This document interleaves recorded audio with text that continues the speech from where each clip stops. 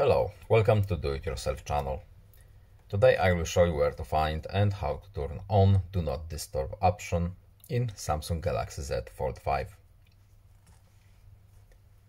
To turn on Do Not Disturb mode, we need to swipe from the top again, and we are looking for our DNB. It should be somewhere in this menu. Here it is, Do Not Disturb. So simply tap it once, and now our Do Not Disturb mode is turned on. We can customize it in notifications menu, or by tapping and holding the icon as I showed you before.